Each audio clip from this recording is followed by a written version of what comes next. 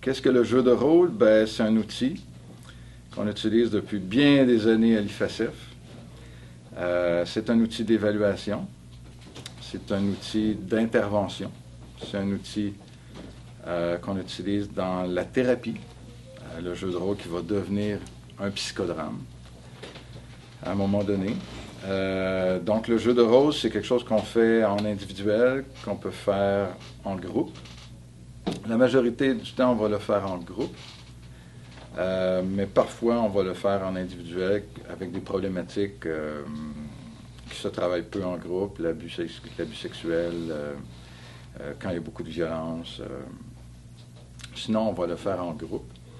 On le fait avec des enfants, avec des ados, avec des adultes.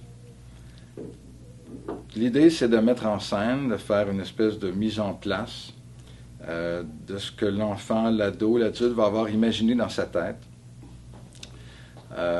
Tel un dessin de l'enfant, où on veut aller chercher un petit peu ce qu'il y a en arrière, l'inconscient, mais on va faire la même chose avec un jeu. Parfois, on va aller dans l'imaginaire parce que le réel est trop difficile à vivre. Donc, on va aller dans des jeux plus symboliques, qu'on dit. Ce qui va nous intéresser, nous, comme thérapeutes, comme psychothérapeutes, comme intervenants, c'est de dire dans quel genre de rôle les enfants vont se placer, les ados, les adultes, dans quel genre de rôle les autres vont les placer, quel va être le thème de l'histoire qu'ils vont nous amener. Et nous, on va observer ça, et ça va nous donner des informations très, très, très intéressantes sur ce que vit la personne à l'intérieur d'elle. Donc, dans quel genre de rôle ils vont se mettre, effectivement. Par exemple, dans un jeu où un enfant serait tout puissant, on jouerait un jeu de pirate où il y aurait un capitaine de bateau, c'est pratiquement évident que l'enfant se mettrait dans un rôle du capitaine de bateau. Mais ce qui va nous intéresser, c'est de quelle façon il va le jouer, le capitaine de bateau. Est-ce qu'il va être capable de donner des ordres aux autres? Est-ce qu'il va être capable... Ou il va jouer tout seul avec le gouvernail parce que c'est un peu un enfant roi, mais il est centré sur lui. Et voilà.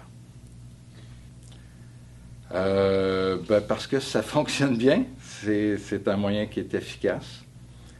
Depuis longtemps, Piaget parlait du jeu, l'importance du jeu dans le développement de l'enfant, l'importance du jeu dans la construction de l'aspect cognitif, de la construction de l'aspect intérieur de l'enfant. Donc, on y croit beaucoup. Et une des raisons pourquoi on y croit beaucoup, c'est parce que la notion de plaisir. Il n'y a quand même pas énormément d'interventions ou de thérapies où les enfants ou les gens aiment aller. Donc, le psychodrame, le jeu de rôle, les enfants aiment venir en thérapie parce qu'il y a du plaisir. Et qu'est-ce que ça donne quand il y a du plaisir? Ça amène une espèce d'abandon, une espèce de laisser-aller. Et dans ce laisser-aller-là, il y a des défenses qui vont tomber, des mécanismes de défense qui vont tomber et qui vont nous permettre d'aller chercher davantage d'authenticité, davantage, si vous voulez, la personne qui est en arrière du masque, on va en parler un petit peu plus tard, mais aller chercher, c'est ça, un peu plus d'authenticité parce que, comme on dit, on se fait prendre au jeu. Même quand on donne des formations, on fait des jeux de rôle, et même les adultes se laissent prendre au jeu. Et s'il y a des gens qui ont des défenses, c'est bien les intervenants. Mais ils se font prendre, et à travers les personnages, la façon qu'on va jouer, il n'y a pas de hasard. Donc finalement, on va toujours laisser transparaître une partie de nous, une trace de nous, qui est plus authentique, sachant que notre objectif, souvent en thérapie, est d'aller rechercher la notion de spontanéité, l'élan naturel. Alors le jeu est très intéressant pour ça. C'est l'idée aussi que c'est une approche synthèse. C'est une approche qui est complète, à notre avis. Pourquoi? Parce qu'on s'adresse au cognitif, on s'adresse à l'affectif, on passe par le corps, par l'action, par le non-verbal nous intéresse davantage que le verbal. Rapidement, un enfant pourrait dire « Qu'est-ce que l'adulte veut entendre en rencontre? » Et nous, comme intervenants, comme thérapeutes, on pourrait se dire Si l'enfant comprend, il va y avoir des changements dans sa vie. C'est comme si on disait, si on s'adresse qu'à l'hémisphère gauche du cerveau, ça va être suffisant. Dans l'expérience qu'on a à l'IFACEF, c'est pas ce qu'on privilégie. Ce qu'on privilégie, c'est de passer un peu plus sur le côté droit du cerveau, par les images, par les émotions, par le plaisir, par les perceptions. Et on croit que c'est par ce chemin-là, puis on l'a vécu beaucoup, qu'on peut atteindre les gens davantage dans leur authenticité. Parce que le fait de travailler en groupe nous permet de sauver du temps, de sauver des sous. Les intervenants qu'on forme nous disent qu'ils sont fatigués, qu'ils sont à bout de souffle, qu'ils ont des listes d'attente, mais on remarque qu'ils travaillent en individuel. Alors d'avoir une approche de groupe, où on travaille en groupe, ça nous fait aussi sauver des sous. Et dans ce sens-là, c'est rentable. Ce que ça dit dans les grandes lignes, c'est que finalement, on est tous un peu pris dans des rôles. On dit qu'un rôle, ça nous enferme. C'est des rôles qui nous ont été donnés, des rôles qu'on a reçus, ou des rôles qu'on a pris quand on était tout petit, l'aîné, le responsable, le bébé de la famille, l'agressif, le clown, et on est tous un peu enfermés dans ça m'inclut, ça vous inclut, dans toutes sortes de rôles qui des fois sont bien pratiques. Si je parle pour moi j'étais un clown, donc je faisais rire, mais quand mes amis me disaient Alain, aujourd'hui t'es plate parce que tu ne fais pas rire, j'avais pas encore, j'étais comme enfermé dans mon rôle, comme si ça définissait mon identité, alors que j'avais pas encore développé d'autres aspects de ma personnalité, parce que alors le jeu de rôle nous permet de développer d'autres rôles qu'on n'a pas été habitué de jouer dans un lieu sécure, dans un lieu sécurisant qui est la rencontre de thérapie, d'intervention. Et c'est cette idée-là, Moreno a amené l'idée du masque, de la façade, que les rôles nous protègent en quelque sorte parce que on est bien dans ces rôles-là. Mais nous, ce qu'on va aider les gens à faire, c'est qu'on nomme un peu dans quel rôle ils sont pris et les aider à en développer d'autres. Et dire, tu peux lâcher ce rôle-là dans lequel tu es bien, mais oui, c'est bien que tu sois, des fois, ça t'a servi d'être agressif un peu à l'école pour prendre ta place ou pour... Mais là, c'est pas tout à fait adéquat. Donc, ça se peut que dans un rôle, que tu deviennes un peu plus à l'écoute, un peu plus empathique, un peu plus... Et bien voilà, c'est un peu comme ça qu'on va aider les gens. C'est vrai. C'est vrai que c'est une approche humaniste. Pourquoi? Parce que dans les jeux de rôle, c'est beaucoup dans le vivre avec, dans le ici et maintenant, dans ce qu'on va ressentir comme émotion, qu'on va pouvoir aider la personne, entre autres, dans la partie du retour à la fin, où on va nommer un peu le ressenti de chacun des personnages. Si on dit à quelqu'un, il me semble que tu as eu peur dans le jeu, la personne, l'enfant qui est tout puissant, va peut-être dire, ben non, moi j'ai pas peur. Non, pas toi, ton personnage. Alors, c'est une approche humaniste parce que les individus du groupe, ceux qui font partie du groupe, vont être aussi aidants par leurs commentaires, peuvent être aussi aidants que l'intervenant en soi. Donc, on est sous un mode égalitaire. C'est sûr qu'on a un rôle d'autorité, ou un rôle où on va mener le jeu, pas mener le jeu, mais en tout cas, on va donner des repères, des fois assez directifs, mais somme toute, c'est toute l'idée du cadre. Si on arrive comme expert avec notre cadre et qu'on veut faire entrer, comme si nous, on avait la vérité, comme si nous, on allait dire, voici ce que tu devrais faire, voici, avec même un peu de morale.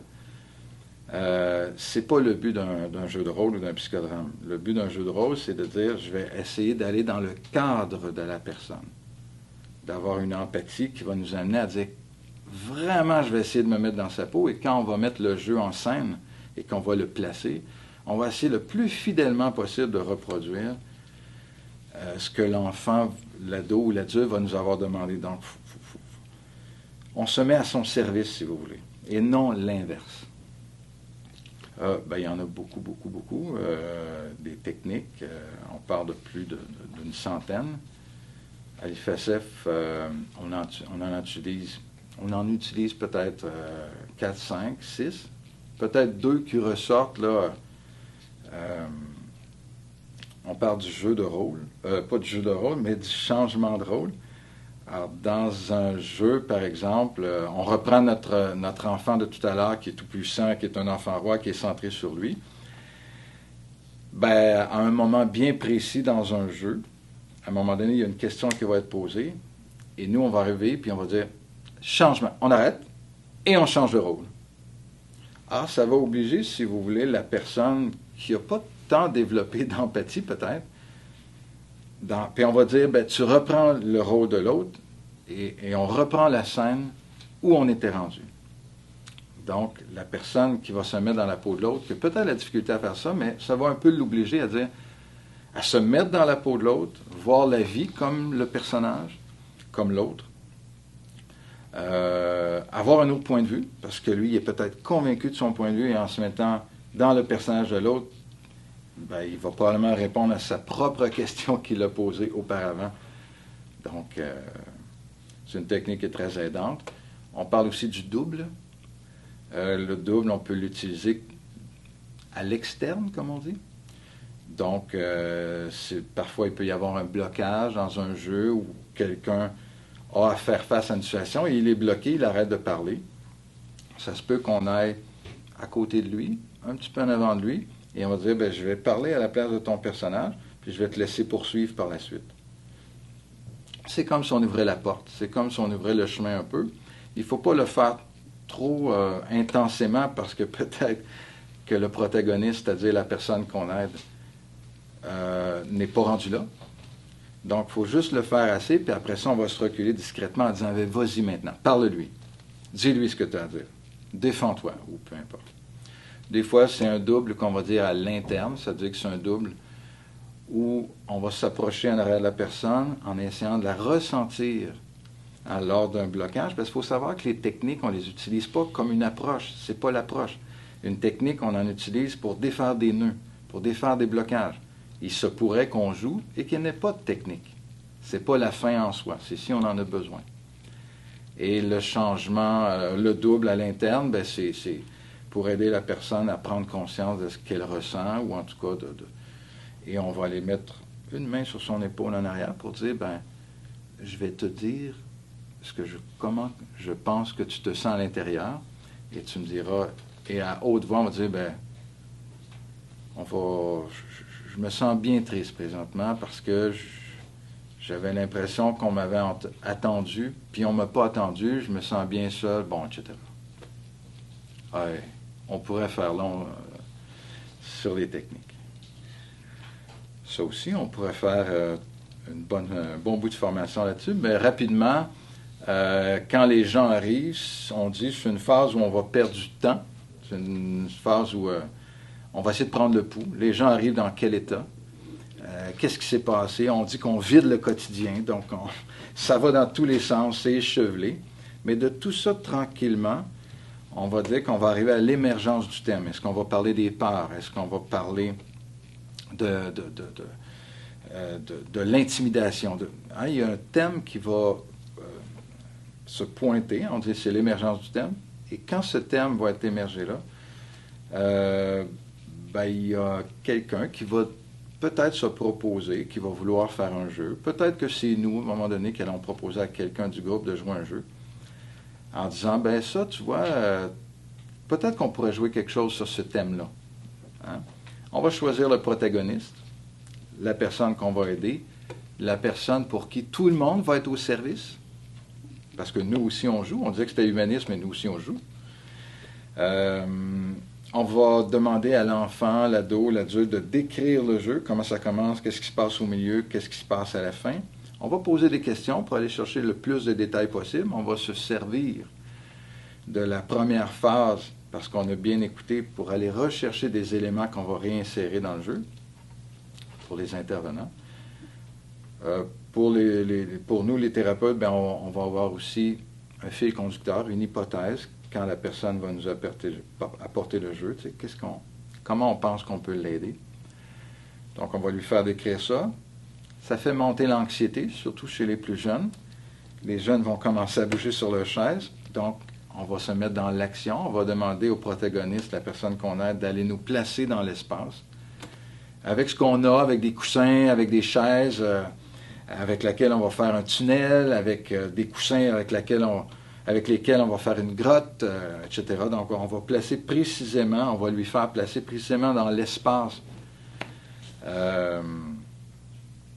la scène. On va arriver par là, par la rivière, ça va être très clair pour que tout le monde sache quoi jouer et où le jouer. On va le jouer.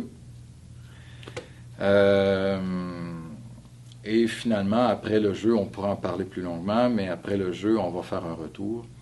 Et après, au retour, ben, l'idée du retour, c'est de se servir du ressenti des gens qui vont témoigner. Moi, je me suis senti comme ça dans mon personnage. Voici ce que j'ai senti dans le jeu sur ton personnage. Et c'est comme ça qu'on va aider la personne à se reconstruire. Mais bien évidemment, qu'on effleure le sujet.